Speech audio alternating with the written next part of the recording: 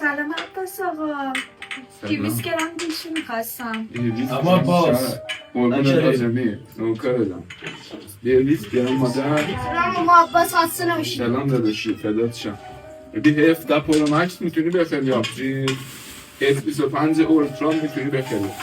S25 وزناشو تقریبا یکیه.